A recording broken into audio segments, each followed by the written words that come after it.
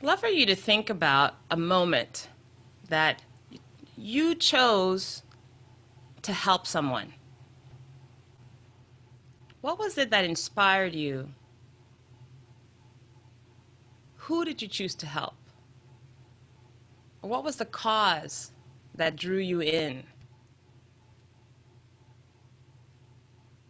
And what impact did that choice have on who you are, or the impact that it may have had on those that you served? Welcome to Time to Come Alive. My name is Valerie Hope, and I am your host. I'm so excited every week to have there are fascinating people in this world. And every week I have an opportunity to talk to at least one of them. And today is no different. I am so glad that during this time we have an opportunity to become even more conscious of the world around us, become even more connected by getting to know someone that might be different from us, but also more creative, because with information and with new knowledge, we have an opportunity to expand ourselves. And today's guest will do exactly that for us. Before I introduce him, though, I want to make sure that you know that you can subscribe to every episode of this podcast by going to timetocomealive.com. And by registering there, you will get every episode in your email inbox. You can also subscribe to our YouTube channel, Connect to Joy, and be notified through YouTube for any new episodes that I post. Now today, I want to introduce you to my guest, Bill Garrett. Now, Bill is the founder of the Felony Foundation, but the reason I know Bill is because Bill and I go to the same church, Unity on Greenville. And Bill, I have two distinct memories from our interactions. One is, I think I was the celebration assistant one Sunday. I was doing announcements and I was sitting in the front seat. And you had come to the front of the sanctuary to make an announcement about the Felony Foundation. You were introducing it or asking for support some way, shape, or form. And I remember my first thought was like, the Felony Foundation, Bill, he seems such a sweet guy. I wonder why he chose that particular cause. It literally was in my head, like, And then as I've gotten to know you, you clearly are a sweet soul. You're super caring and open, and you share your heart and your thoughts so freely. And we had this really wonderful conversation sitting in the pews after church one Sunday, where I just was inspired to invite you to be a guest on Time to Come Alive because of some of the things that you shared about who you are and what you've learned. And you're such a level of deep compassion for those you serve, for those who have been incarcerated, that I thought, wow, it's just a story and a feeling that I've never had in relation to what for someone that has committed a felony. Is not something that is that's generally expressed or you hear about. And so I thought, oh, this would be such a wonderful conversation to have for other people to hear as well. So welcome to Time to Come Alive, Bill. Thank you. Hey. Thank you. What else would you like for us to know about you before we dive in? Well, my name is Bill Garrett. Hello, it's nice to meet you. And I run the Felony Foundation here out of Dallas, Texas, like Miss Valerie's already told us. I do have a lot of compassion for my ministry and for people around me, my family and friends. And I'm just a poor boy from South Texas. Well, there's more to you than that, but that's yet to be discovered. No worries. Bill, so let's start off first of all with what is it that brought you to founding something like the Felony Foundation? Let's just start with that, and then we'll move around a little bit after that. Okay. Well, I was incarcerated for 7.5 years. I got out in June of 2012.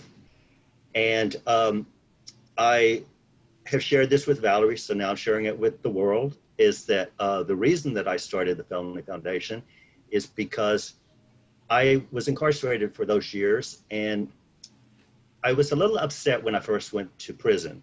I call it P. I don't like to even say the word prison, but I just say, I was in P. And so I when a person is incarcerated, they go through a lot of emotions. And I was a little bit angry. I was upset because I didn't do what I was convicted of.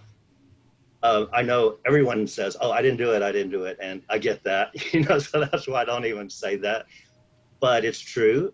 And but like I was telling Valerie earlier, I said, and I told her in our initial conversation, I didn't do it. But there's other things that I did through the years that I probably should have gone to jail for. So That's honest. yeah. So this was my penance. This is what, it's like, okay, I'm dealt this. But I was kind of angry. It was back in, let's see, I went in December of 2004. So it was probably January of 2005. I was talking to God one night, and I am very spiritual.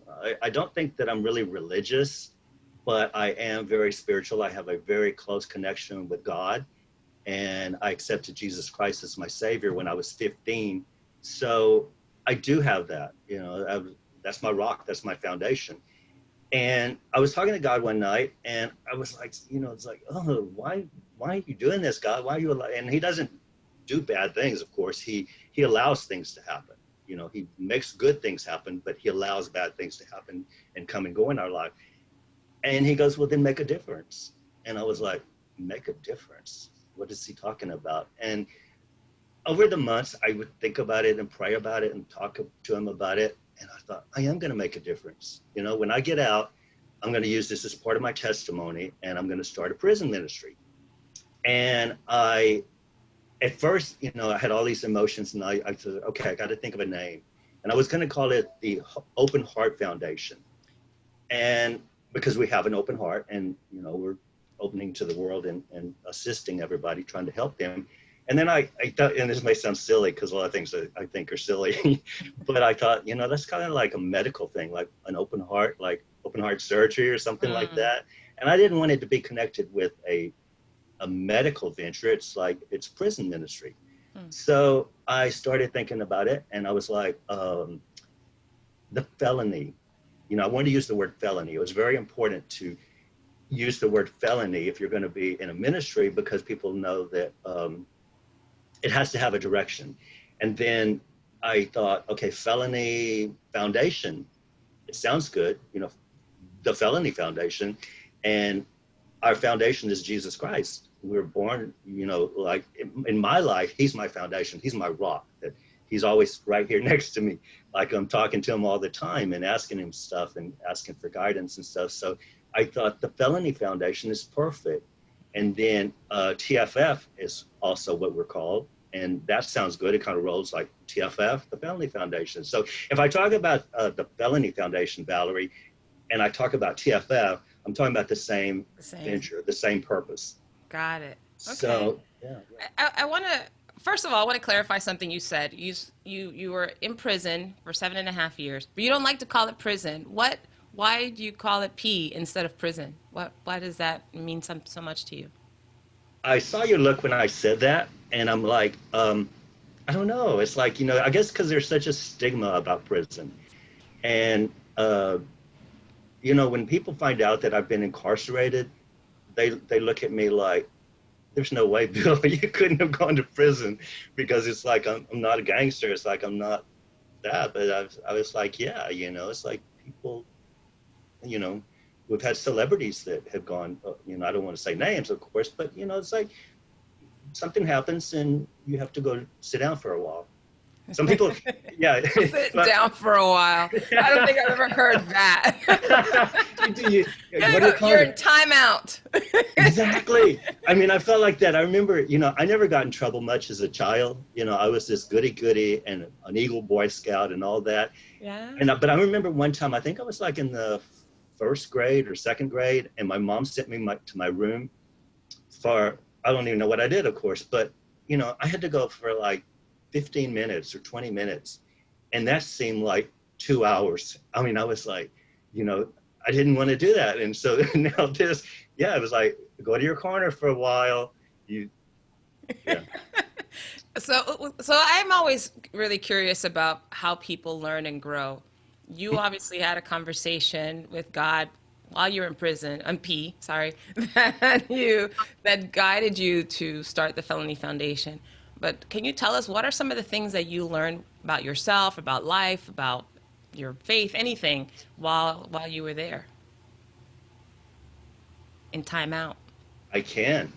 When I was in timeout, um, I this is very important to my testimony, is that it helped me be such a better person, because I would think about it like every day. I would think, and I would pray, and I would just like, like get this inner self. It humbled me so much, because when I went off before I went to prison, I was not very humble. I had a very good career, and I was like, just thought that, I was the stuff. And, you know, that's not the way we're supposed to really live our life. Is we're supposed to be humble.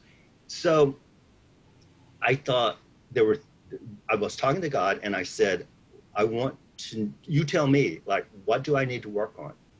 And I came up with patience, love, wisdom, and understanding. And that's my mantra. And I said that a million times. I just wrote it down now to remind myself. PLWU, patience, love, wisdom, and understanding. And I said, God, I want to work on those things the next 10 years. I didn't know when I went in how long I was going to stay. I knew the maximum sentence was 10 years. Actually, I got out in 7.5, but it was whatever God allowed to happen. I couldn't have got out in 5. I could have got out in 9, but he chose 7.5 years, and that's good. So during that time, during that journey, I worked on my patience, love, wisdom, and understanding, because in years past, when I was young, I was not very patient at all. It was like I was just, my degree is in accounting, and I was very business, and I didn't have patience for people that weren't doing their very, very best. These days, I am so patient. It's like nothing bothers me. It's like, that's fine. You be you. Love, I worked on loving, because and sometimes I used to, like, I would run hot and cold. Sometimes I would really be full of love. Sometimes I would be like all about me, and, like I didn't want to hear it. But these days I love everybody. Mm-hmm. And there's people perhaps that I don't really like, but I still love them. How do you do that? Like, what? How do you do that? How do I do that? It's because I just think, well, we're all different. And we're not always going to do things that please others. We're not always going to say things that please others. And I try to these days look at the other person's side, like, well, what are they thinking? Why are they doing that? And there's a reason. I believe every single thing in this world happens for a reason. And so whatever their reason are, that they do things that bother me, or that whatever, it's like, I'm still going to love you. I'm always going to love everybody. Wisdom, I've always been smart, because I went to college and, studied and worked hard, but I haven't been that wise. I've made some poor decisions through the years. So I work now on being wise, that, making the best decisions I can make, being the best person I can be at this point in time, and then understanding. That's another thing, is that, and that was very hard for me, is that I guess it would come along with loving somebody, is that, like trying to understand somebody. And so I worked on, like, things that I didn't understand in the past, I would just ignore. If I didn't get it, if I didn't understand a concept of how people felt, I didn't care. I didn't think about it. But now I work more on understanding why people do and say the things that they do, and just understanding the world. And it's like, I don't know, that 7 years was the best years of my life as far as learning. It's like That's such a testament. That's not what those of us who haven't had that experience would typically say. I love that you have an acronym for everything. PLWU. So give us a sense, Bill, of what did it look like in action? So you're 7.5 years there, and you're experiencing whatever you're experiencing. How did those moments of patience and wisdom and love and understanding show up? Like, what did you notice about yourself in the moment that you felt, oh, I get to work on patience right now?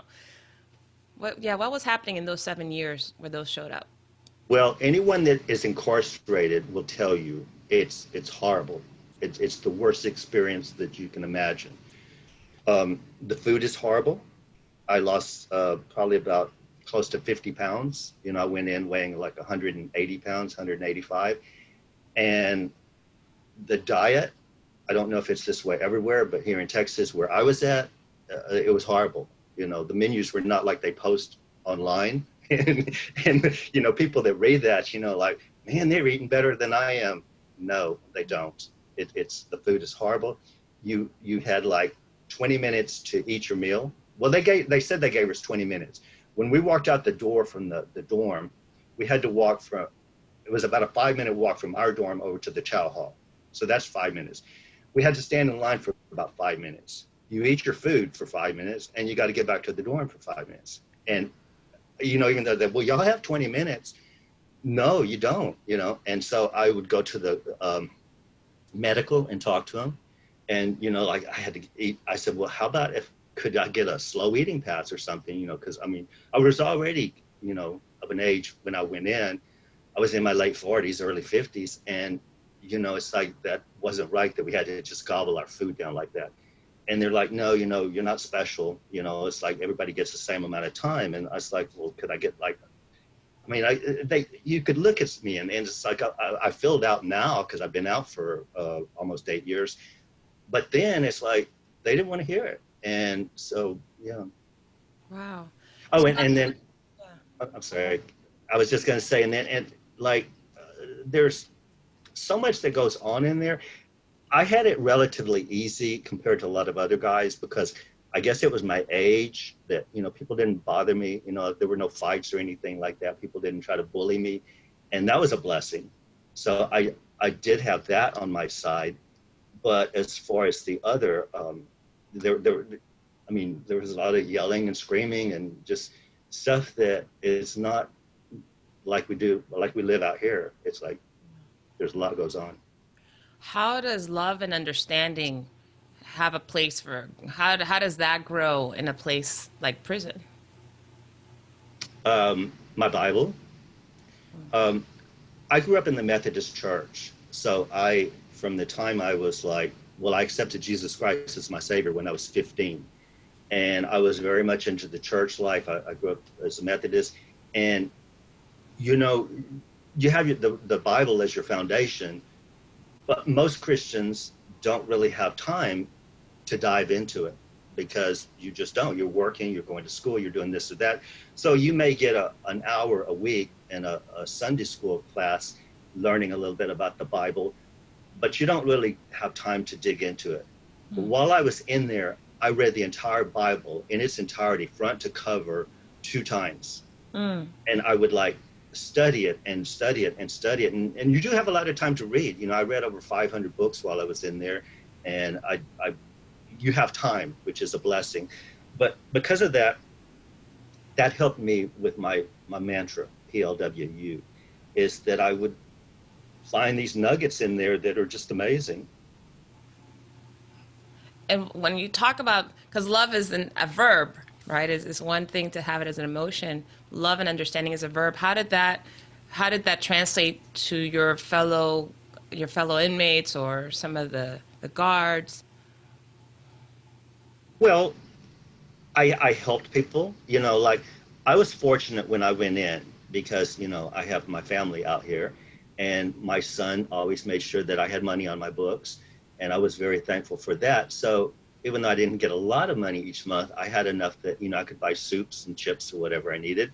And I would always look around and see other guys that didn't have anything. If they were indigent, it's called indigent, that they didn't have family support or church support, anyone, they got nothing except what the state gives you. And so I would maybe, you know, give somebody a couple of soups or maybe give them a bag of coffee, you know, something that every week I would pick out somebody that was my mission that week. And so that helped me grow that way. How did you go about choosing who to help? People that didn't have anything, that you could tell, you know, when we would have store day and they never got in line because they knew they didn't have any money on their books. And I don't really think I thought about it at the time, but I didn't use a criteria. You know, I say just whoever needed it. Whoever you felt called to support that day or that week. Yeah, yeah. So let's talk about your family. You mentioned your son. Your son was really a source of support for you. So talk to us about your family life and what impact did going away to being incarcerated have on your family? Well, I'm sure it hurt them, you know. I know it hurt them because I'm very close. I have a son and I have a daughter, and I'm very, very close to my daughter, especially. And she told me when I got out that, it hurt them. And they came and saw me, I think, 3 times while I was in there. And the first couple of years, they wrote a lot. And people would always tell me whenever I'd get my letters from my children that say, Bill, that's going to go away. You realize that, what? Right? And I said, what? And they're like, everybody that's incarcerated, after about 5 years, the family stops writing, because of different reasons, maybe hurt, maybe pain. Um, they, when you do time with somebody that's incarcerated, it's just like you're in there with them. And there's a lot of pain involved. And they said they're just going to stop writing. And it's not that they don't love you anymore, but they've seen it. A lot of these people that had been incarcerated for 20 years, they've seen that over and over and over. I said, not my family. You don't understand. We're close. Well, sure enough, after close to 5 years, the letters slowed down, the cards stopped, and I would write them and write them and write them, and I'd get no answers. And then one time they came to see me, and I asked them, I said, well, are y'all mad at me? And my daughter Emily was like, no, Daddy, we're not mad. We just don't have time. We're busy. And it's like, okay, so that happens. And Yeah. So talk a little bit about, so you obviously have a son and a daughter. You were you said you were married? Were you married before? yes, Okay. yes. But you've remarried. Talk to us about your romantic life and how that shaped your experience. Okay. Now that's a whole different story. Oh my gosh. That's why I asked the question. Okay. I gotta know, we gotta know this story. Okay. This is like I I'm not good at love. It's like I've been married 3 times. Look at that look on your face. It's like uh yeah, it's like, I'm not great at being a husband, but I try. And I okay, I was married 3 times. Well, in my third marriage. The first 2 times I was married to women, and now I'm married to a man. So that in itself, like, um, each of my spouses, I loved at the time, and I still have a certain amount of love. My second wife, I was married to a long time, almost 13 years, and I just really, she's one person that I can start thinking about and start crying. It's like there's just a genuine love there, but we both moved on. And my husband is the same way. I can think about him and I can just start crying because, I have such an intense love. But I guess each of the marriages were different, especially being married to a man. And I guess that would segue into that. Um, I knew from the time that I was 12 years old that I liked guys. But back then it was much different than it is now. It's like I was closeted until I was like 47, 46, something like that. And, even though I like guys, I didn't want to be gay. And I don't think a lot of people do. Um, I heard Mr. Buttigieg, who was running for president not too long ago, in one of his speeches, he was talking about how he didn't want to be gay because, there's a lot of pain. It's like you feel like that, you're told that it's wrong. And as a Christian, it's a sin, but that if that's the way you are, that's how you were born. And I had many conversations with God about that through the years. I would like, God, if it's such an abomination, if it's such a sin, then change me, change me. I don't want to be something that's a sin or so wrong. And he has told me, Bill, you're fine. You're in my image and you're all right. You're fine. And no one can change that now. It's like, tell me what you want. There's still people that are gay bashers, but I that's fine. It's like, I'm okay with my God. And I did, even though that I was attracted to men, I never in a million years thought that I would be married to a man. I was like, well, back then, it wasn't legal, so it wasn't going to happen. And I didn't have to think about it. When I first, I moved to Dallas. Well, I grew up in San Antonio in South Texas. And I moved to Dallas, Texas in June of 1998. And in 1999, the next year is when I came out, because I had a boyfriend and I really loved him. And I never thought that two guys could love each other that way. That may sound silly, but in my head, it was just about, companionship and just, being comfortable with somebody that you cared about, but my first boyfriend, I fell in love, and I still love him. Him and his partner live across the world over in Australia, but as a person, it's like, man, I love this person. And that's when I decided to come out to my family.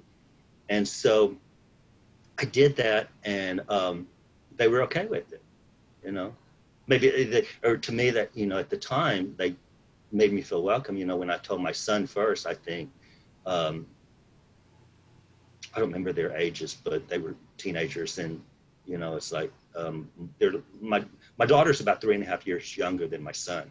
So when I first told my son, he said, "Dad, I still love you." And I was like, oh my God, because I just thought, all my family's going to go away. And it was the same way when I told my daughter, she was younger, and she goes, "Daddy, I still love you." And then I told my mom, and, none of them went away. And so that, like, my father was not real happy with about it. We never really talked about it. You and your dad didn't talk about it? Sorry? You and your father did not talk about it? Is that what you said? No, we didn't. We didn't. I told my mom, and she said she wanted to tell him, and she told him in her way. And so when he passed away, my mom came to Dallas for about 2 weeks, I think it was. Yeah, it was 2 weeks. She came up here, and we talked a lot about a lot of things. And I asked her, I said, "Well, what did Dad think about me being gay?" And she said, he didn't like it. He didn't like it at all. And I said, "Really?" And I couldn't tell, because, like, once I came out, I would take friends to San Antonio, like, guys that were just friends, and they were like really, really gay. It's like me, I'm not like one of those in your face flamboyant, like, I'm gay. But some of them were, and he was always so kind. He was loving. He would tell them when we would leave, he'll like, "Well, y'all come back and see us," and he knew I was up, but he did that for me. And so I get emotional sometimes when I talk about my family and stuff like that, so bear with me. But I want to be honest, because this is a part of my journey. And she said he didn't like it, but she said, I told him, "Pud." They were married over 50 years, and she always called him Pud, and we never understood. She never could really, P-U-D, Pud. Okay. Like pudding, Pudding. Yeah. I don't know. She didn't even have an answer. She goes, "I don't know. I've just always called him Pud." But she said, she told him, she said, "Pud, he's happy." She said, he was married to women twice, and he didn't make them happy, and they didn't make him happy, and he is happy, and it's not illegal. It's not against the law. It's like, and he's like, "Okay," it's like, but, he was just old fashioned. It was like, that's how it was. And that's why I thought that they would all walk away from me, and they didn't. I think it's funny you started off by saying that you've not been good at love, and I wonder if that was probably one of the reasons. Just if you knew from age 12, the chances that two women would work out in marriage Right? probably not going to be very high. So let's talk about your third. You married a man. What is his name? His name is John. All right. Tell us about how you met John, and what had you decide once you could marry that this was a man that you wanted to spend the rest of your life with? Well, his name is John, and I also call him Prince. He's my prince.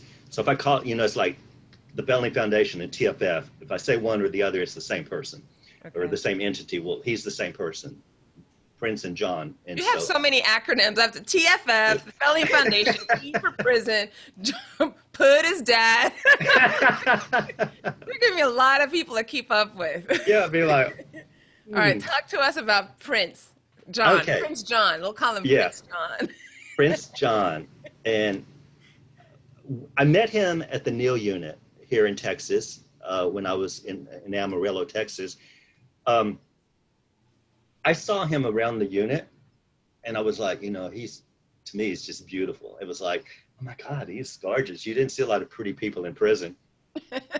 and so I saw him, but I never really spoke to him or anything. And then one day they brought laundry in. And they would come like on Monday, Wednesday, and Friday, and they would bring us fresh laundry and take our dirty laundry. And so I saw him, the buggy crew came in across the room. We were in this huge dorm. I mean, it was huge. There were, I don't know how many people, 100 guys in there maybe. And the doors open up. Well, he comes in on the buggy crew. And I was like, oh my God, that's baby. And so, yeah, I know, right? That's the third name, baby. Baby, that's baby. So he came around and he was pushing this crew and coming, he had work gloves on. And he walks up and he took my clothes and he threw them in the buggy and he starts to give me my roll. And I said, hi, what's your name? And he looks at me like, and he took his glove off. And he reached out and he shook hands and he goes, I'm John. What's your name? And I said, I'm Bill. Nice to meet you. He goes, nice to meet you, Bill. He goes, I got to do this, but we can talk later out in the area, So he wasn't put off by it. So we went. He did what he had to do upstairs, and then I went out there, and he kind of like comes across. In prison, it's like you got 100 eyes on you all the time. Everybody watches every little move. And I'm openly gay, right? So people knew I was gay. I didn't run around and tell people, the first thing, but I mean, the word got out and they, oh yeah, Bill, he's gay, So people knew probably when they saw me and John talking that, I was like interested in him. And we were standing there talking and everything. And then, he told me where he was from. I told him where I was from. And then he took off. And then, the next time he came in, we talked some more. And then we got to where we would just hang out all the time, we'd go to chow together or go to the law library. And just everybody on the unit knew that, the guards knew, they would see us walking around and we lived in different buildings. So they would always like, we know what y'all are up to. And there was never anything sexual or anything like that. It was just, we liked each other. And then it evolved. And then, when I got out and I stayed in touch with him, he was real surprised by that, which I was surprised that he was surprised, because we met in June of 2010. We've known each other 10 years now.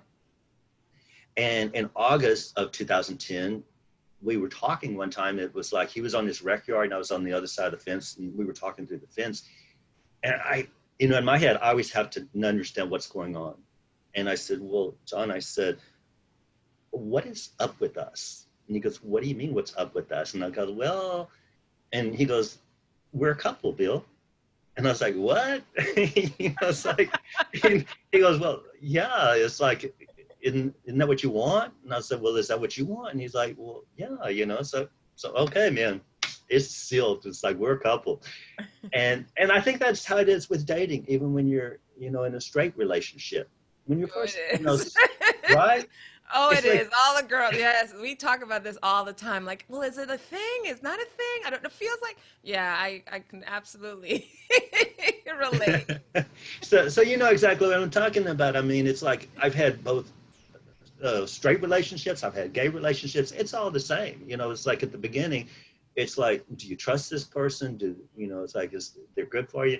And so when we confirmed that, it was like, okay. So then when I got out and I stayed in touch with him, and he was real surprised. He was like, I don't, like people, they make commitments in prison and then you never hear from them again, And so I was like, no, this is real. So then whenever, in 2015, whenever gay marriage became legal, we started talking about it.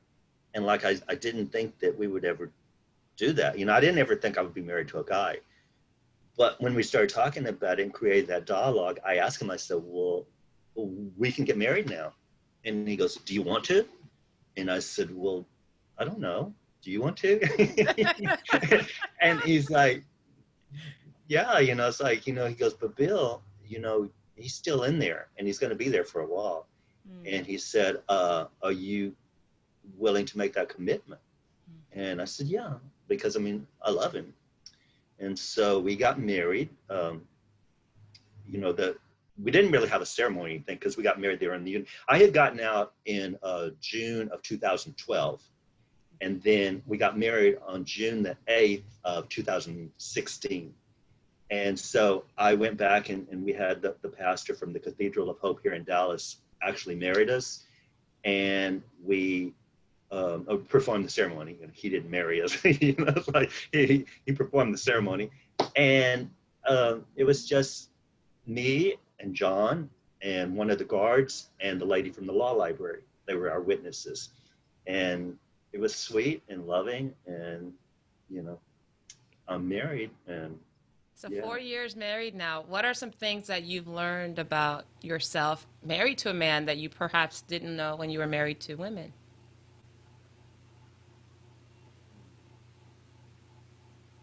That as different as it is, it's very much the same.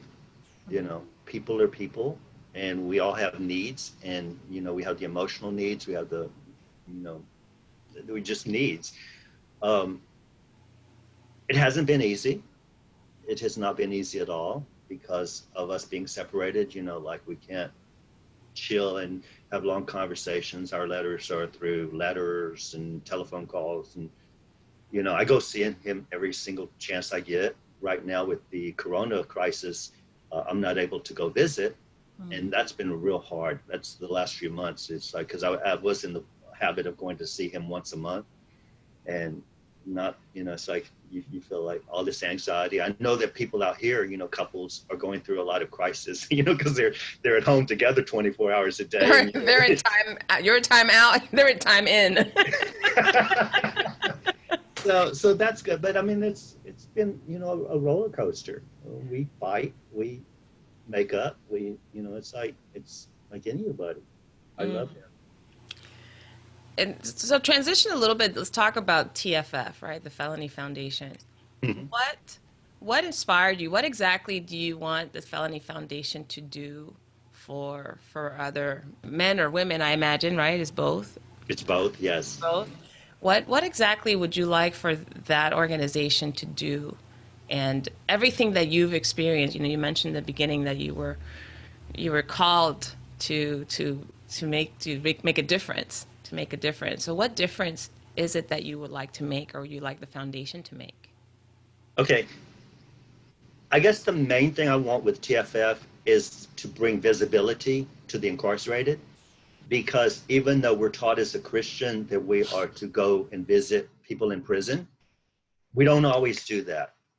That's the last thing on the agenda of the church, is to go visit prisoners. And they're like, well, they did something horrible. They need to, And I used to be the same way, Like I remember with my first wife, and I think I shared this story with you because we talked a lot when they're, in our conversations at church, we talked a lot. And so with my first wife, this was like in 1976. She was from Houston, her and her family. And we were at a prison rodeo there. They don't have those anymore. But back then in Huntsville, they would have these prison rodeos where the cowboys were inmates. And we were sitting there talking and everything. And my first wife, Myra, she goes, isn't this sad? And I go, isn't what sad? And she goes, we're sitting here and we're having our hot dogs and drinking our beer and having a good time. We get to go home. These guys have to go back to an empty cell. And I said, well, if they did the crime, they need to do the time. I didn't want to hear it. And that's more or less how society feels, is that they don't want to really do anything for inmates. And I want TFF to be there as a platform to help people understand, because even though I felt that way all those years ago, after I lived it and I was in there, I realized that we're all just people. And, you know, maybe some of the people that did something worse than other people, that doesn't matter. It's that we're people, and we need to have compassion for everyone.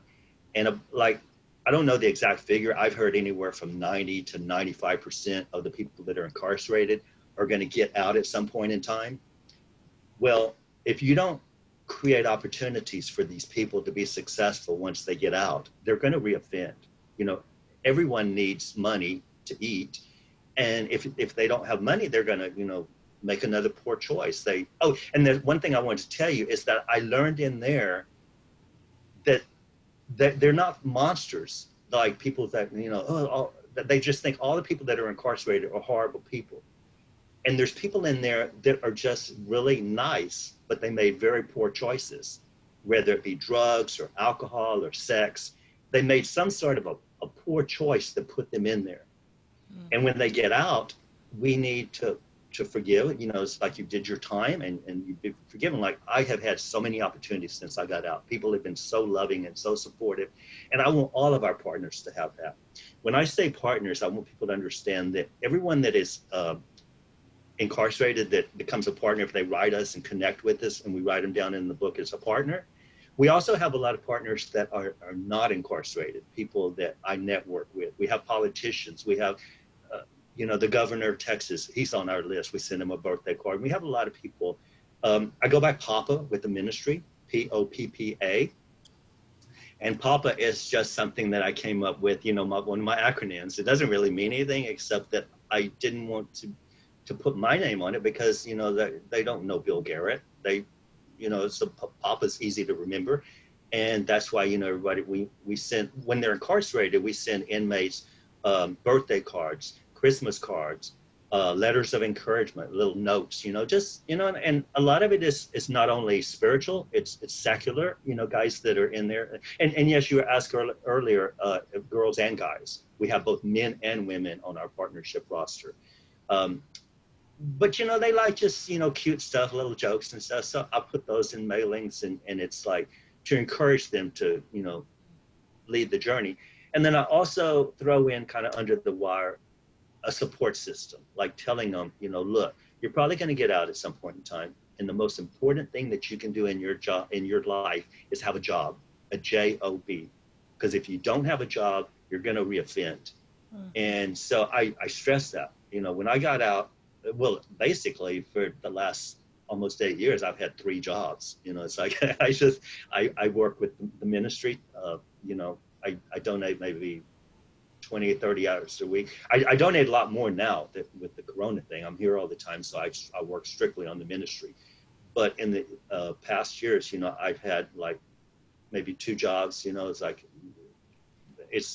my first big job was at Panera. I worked at Panera Bread for 4.5 years.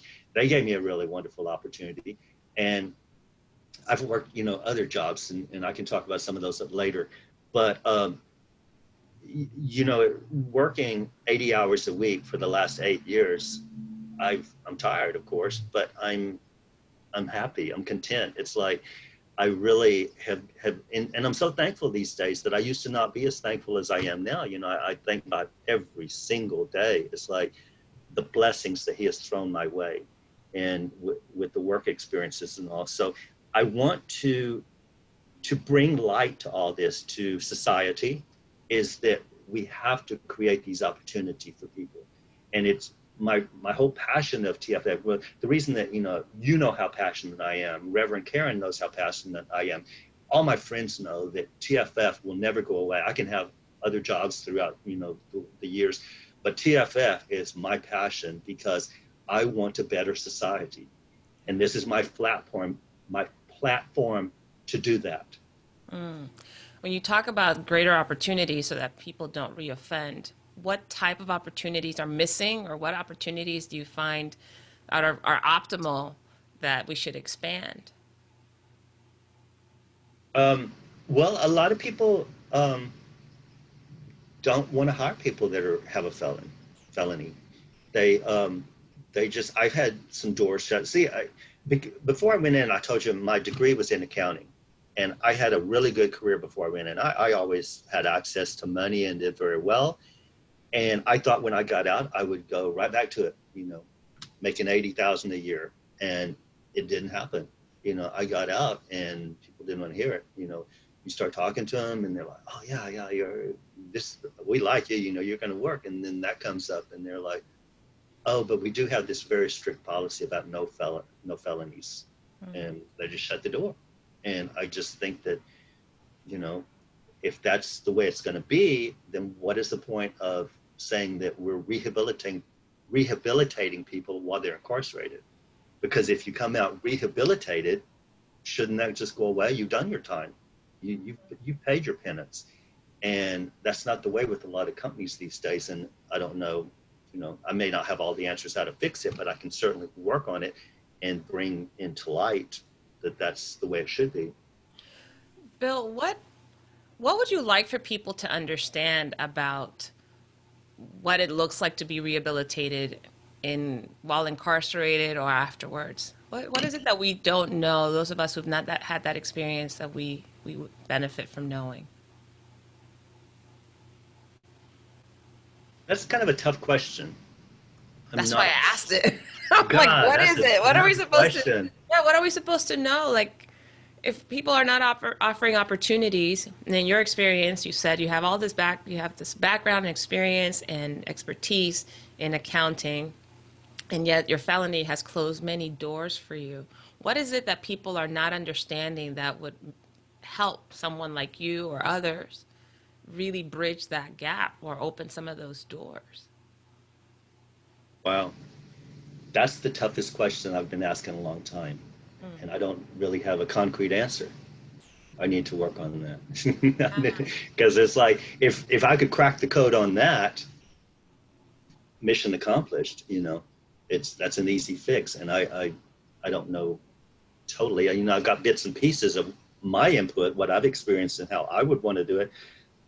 But how do we showcase that to the world? Because I thought it was interesting, you hearken to a time when you and your first wife went to the prison rodeo, and your mentality about prisoners that time, right? That you did the crime, you pay the time. Is that, yeah, right? And then in your own experience, what you shifted and what you were able to transform. Does it really transform for others who have not had the experience that you've had, going to prison, or perhaps even having a close family member? How does one change that mentality? And these are all just questions that are running in my head as you're talking.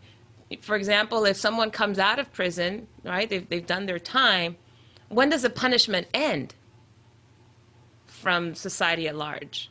Because what you're describing is that the punishment continues for many that aren't able to get in, their foot in the door in certain employment opportunities, or if they've not had the education or whatever other circumstances, maybe going back into an economically depressed environment and reoffending, the chances for reoffending are higher. And this is not something I have a lot of education or experience with, but I'm just curious, when does a punishment actually end?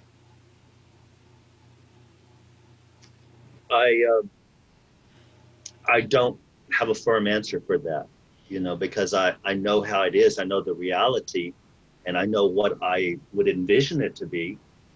But as far as making that happen, I guess I need to do some more of my homework, because if I had that answer, like I'm taking baby steps, I'm going along and I'm, trying to do what I can to promote the ministry. And, and we have like almost 1,700 partners now. So it's growing. It's grown a lot in the last 8 years, which I'm very proud of. But for it to go around the world, maybe, you're helping me right now as people all over seeing this. Who knows who is going to see this, and people that could really help make a difference with TFF, partnering with us and, like making this, to answer your question, because it's like, I don't know. How do you change society's opinion on that? Yeah. What kind of partnership do you need, or what do your partners do to support? Well, we have people that have helped us financially.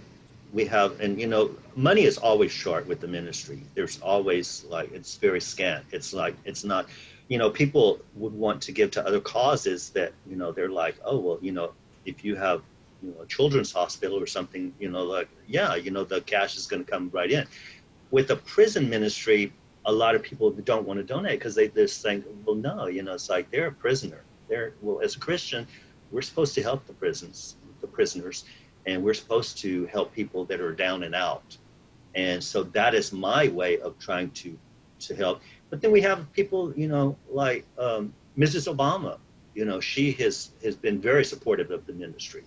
And, you know, she sent me 2 letters that I have framed here in my home that, you know, it's like, that was so important to me that she acknowledged what we were doing, and that, you know, I had an interaction with her, because we with politicians, a lot of them, you know, we put on our birthday list, and we send them birthday cards and Christmas cards and stuff and everything, and they don't really know who Papa is. But she responded, and then she sent me a picture, an autographed picture of herself in the formal dining room, which I have showcased here in my home. It's like, wow, this is so cool, you know.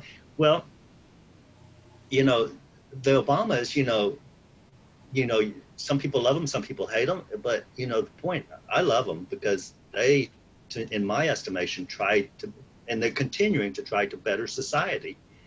And if we had a mindset of that all throughout the world, I mean, organizations like the Felony Foundation would just prosper, and we would have a really good world, because, you know, we would, with me not having all the answers, there's people that I network with daily that do have the answers. You know, you've given me a lot of insight.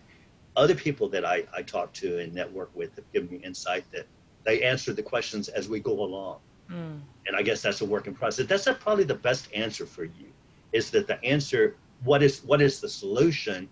It is a work in process, and it takes a village. You know, it's not just me.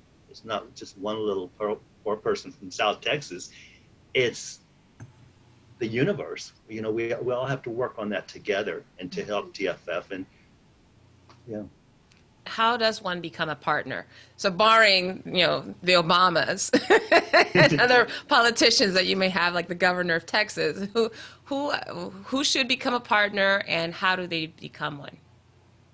Okay, well, anyone that I network with, like you're a partner. Once I networked with you through the church, I put you on our list, and I gave you a birthday card. You know, your birthday's back in February, and that's what it made this introduction. February 16, everybody.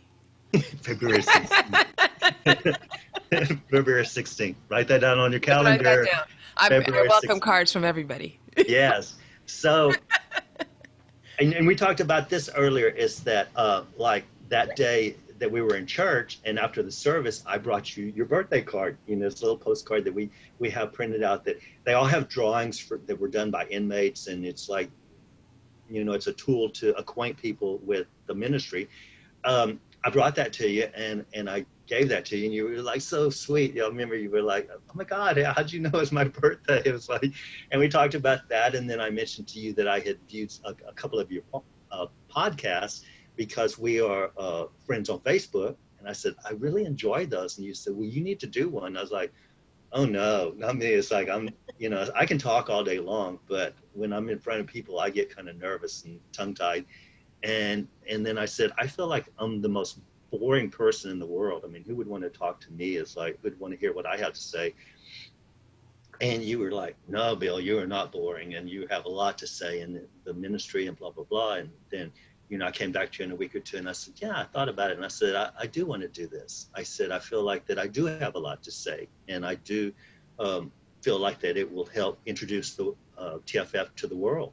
You know, like people, you know, we do have a lot of partners. Like when I was incarcerated, I had about 75 pen pals, and all the people in the dorm, you know, like, how do you get these people to write you like every single day? I'd get a couple of letters every day, you know, from ministries all over. You know, it's like I had a ministry, well, 2 ministries in California.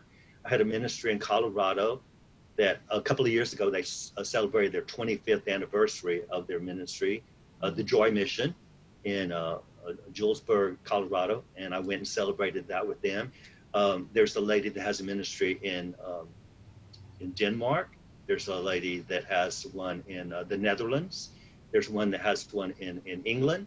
You know, she's given me an invitation to come over there and stay with her. And I was like, you know, so there's people all around the world. Oh, and then some of our partners, like when I was incarcerated and I had these pen pals, they would ask me, they said, Bill, how do you get these people to write you?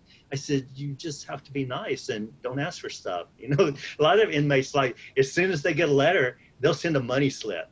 I said, they don't want to hear that. You know, it's like that shuts it down. You start asking for stuff, they're not going to send you money. It's like, just talk to them. And people responded to me. They would write me back and they were like encouraging, and they would talk to me. And then one time I needed, I wanted to write someone overseas. And so I was talking to a friend of mine that was in there, and he had a lot of pen pals that were overseas. I said, well, can you connect me? So he connected me with this person that was in Thailand. And I wrote the guy, and he never responded. And then about 6 months later, I got a letter from another guy that was a friend of his. And he told me, he said, yeah, he said, Puskar got your letter, and he didn't really want to write you because you're gay. He said, I'm straight, but I don't mind having a gay pen pal. And I was like, wow, you know, and he wrote beautiful letters. He was like, he's amazing. He's still incarcerated over there, but they moved into a prison that they're a lot stricter, so he can't write as often as we do. But he sent me one time this birthday card that was just beautiful. I don't know how, because he told me, he said, you know, they have stuff over there, like they have vendors that come in and they can buy. Well, he had made this card that had buttons and ribbons and all kinds. It was so beautiful. When I got to the mail room, they wouldn't let me have it. They said that it was contraband, you know. So I said, well, can I at least see it? So she held it up to the window. I mean, it was like a keepsake that I wish I had it. You know, somebody probably has it. One of the guards has it in their homes or something. I don't know. But it was that beautiful. And so I started writing him. And then after we wrote for about a year or so, he told me there were some girls that were incarcerated in Hong Kong that he wrote to. And he wanted to know, they wanted to write me, but he wasn't going to give them my address without me being okay with it. I said, yeah. So they started writing. And there's still one of them, partner 37, I believe she is, or 39, I forget which. Her name is Anita, and she's back in Kenya now. And we are like really, really close friends on Facebook. We talk all the time. And like we talked about how the world connects you, this person to that person. And then, well, that's how, you know, I probably have about 50 or 60 of the ladies over in Hong Kong that write us. And, you know, I got an email the other day on the website, not the website, but Facebook has a TFF page. And one of the ladies that recently got out from over there sent a message through Messenger. And so I haven't had a chance to respond to her, but she said she recently got out. And a lot of these people, they want to stay connected to the Felony Foundation when they get out, which is what I want to see happen. Okay. Because when I was in there and I wrote a lot of ministries, they would tell me that they couldn't keep people connected to their ministries, that whenever they would get released, they'd never hear from them again. Lose touch, okay. Well, with TFF, I mean, we're like a family, and they know that once you're a partner, you're always a partner, you know. And some of them donate, some of them don't, but that's not the criteria. The criteria is that I want them to be successful. And I tell every single one of our partners, when, you know, it's like, I've had some success because I've worked my tail off since I got out, and I've had opportunities. And, you know, I'm on my third apartment, and I got a car last year, and I just, you know, have everything, all my needs have been met and more that I didn't have when I first got out. When I first got out, I was staying in a halfway house, and I was doing laundry for 50 cents a load. I had no money. And at that time, you know, I wasn't really talking to my family, and and it was weird because they weren't mad at me when I was incarcerated. And then I got out, and they're kind of like, they were taking it slow. And it was like, I understood that, but I didn't ask them for anything because I wanted to get back on my feet myself. And it slowly started taking, well, I was at the halfway house for 18 months, which I'm not real proud of, but I took my time because even though I had 3 jobs, you know, people were like, Bill, why do you stay here? It's like, you've got money. And I said, I've got to be ready. I said, I see too many of the guys that leave, and 2 months later, 3 months later, they're right back in here at the halfway house. You know, they violated the parole or something. And I said, they couldn't pay their fees or whatever. I don't know. But I didn't want to take any chances. I said, because I am going to do this myself. I'm not going to ask for any help from anybody. And I did that. I stayed there 18 months. And who does that? Who stays 18 months at the halfway house? Sounds like an accountant would do that. Yes, Maybe that's your gift, that you need to continue to expand, to educate people on how to be successful financially. It sounds like that's one of the big challenges. If people don't know how to manage their time, money, and energy, and end up back in those circumstances or reoffend, like you mentioned. I want to begin to close the loop here, Bill. So a couple things you mentioned. Anyone can be a partner, right? Whether they're incarcerated or have been ever or not. You also basically get your partners from anyone who you've networked with.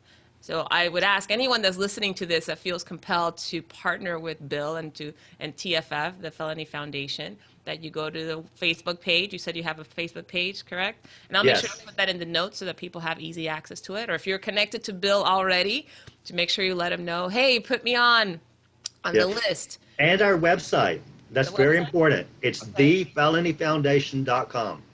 Got it. Very easy to add that. Yeah. Thefelonyfoundation.com. It's very easy to get on there. You'll see a lot about our ministry and Fantastic. Bill, as we close, what last thought would you like to share with our listening or viewing audience? I want to tell you guys I love you. I care about you. I want you to have success today, tomorrow, and forever. And just be happy. We're so blessed right now, even though we're going through the corona crisis. That's what I choose to call it, the corona crisis. We are doing it as a society. We're doing it as, we're not all agreeing on to wear a mask or to not wear a mask or this or that or some. And I get that. We're all different, but we should be on the same team. That's very, very important. Wonderful. Bill, I'm so grateful that you said yes to sharing your patience, love, wisdom, and understanding with us today. So grateful that we got to see Papa in action. Thank you so much for being so generous, not only to the conversation we had today, but also to all those that you serve, and that your greatest pain became their greatest blessing. Thank you so much. Yes. Thank you so much. Thank you for having me. Thank Absolutely. you. I love you, Valerie. Love you too, Bill. And I'll make sure to put all the information about the Felony Foundation, so anyone that is interested, please go ahead and reach out to Bill directly. Thank you all so much for tuning in for another episode of Time to Come Alive. As you know, every week we'll have another interesting conversation next week, so stay tuned. Subscribe on our YouTube channel at Connect to Joy, or you might go to timetocomealive.com and subscribe there. Have a wonderful rest of the day, everybody.